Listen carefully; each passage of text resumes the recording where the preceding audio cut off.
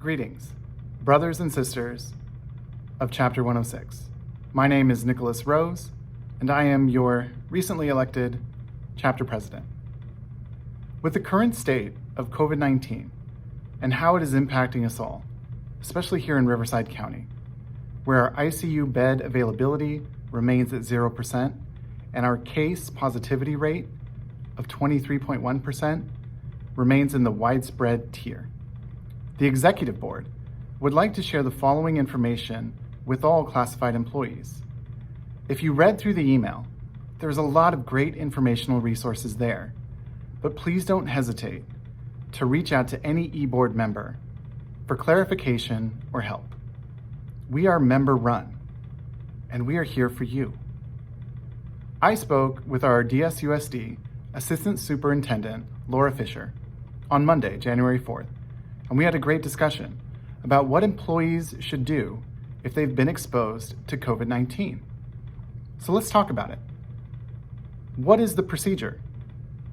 If you think you have been exposed, or if you have tested positive, Step 1, immediately notify your supervisor, personnel, or the head nurse, Susan Cadle.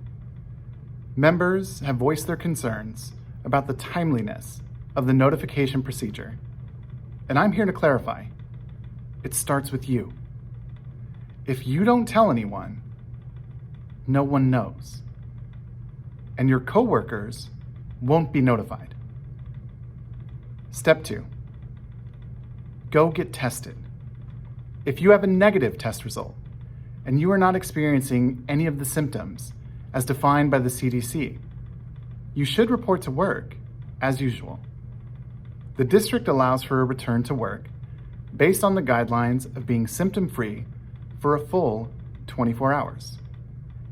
If you tested positive and have since recovered, the district does not require a negative test to return. The science of testing and the guidelines are that way because for some, they could potentially test positive for months, even though they pose no risk of infecting others. From my own personal experience, I tested positive at the end of June 2020, spent a week in the emergency room, hooked up to oxygen, and recovered and returned to work in July. Here's what I was told by my Kaiser doctors. If you have quarantined for 10 to 14 days and you are symptom-free for 3 days in a row, you are good to go. From my own research, the CDC and scientific consensus puts the contagious infectious window between day 2 and day 7 after being exposed and contracting the virus, regardless of the presence of symptoms. Step 3, if you were exposed at work and you received an individual notification letter from the head nurse, Susan Cadle, you may be eligible to receive paid administrative leave based on the directives of Assembly Bill 685 that was passed into law effective January 1st, 2021. The leave balance situation has changed. HR 6201 leave expired on December 31st, 2020, and the federal government did not renew it. So if you are exposed and are out on quarantine or test positive and are out, and it was not work-related, you must use your own sick leave hours. If you are caring for someone else or staying home because of childcare-related issues, please contact personnel to start a new FMLA process.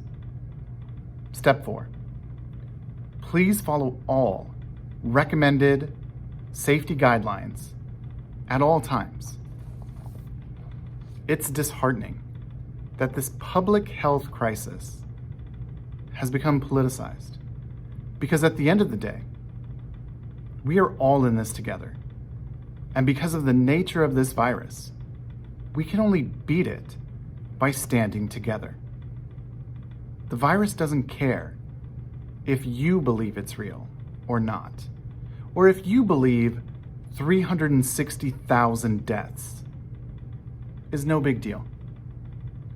Your coworker may be medically fragile, or they may have the responsibility of a loved one that they take care of who is medically fragile. Be a professional. Much of what we do is in service for others, especially as classified employees.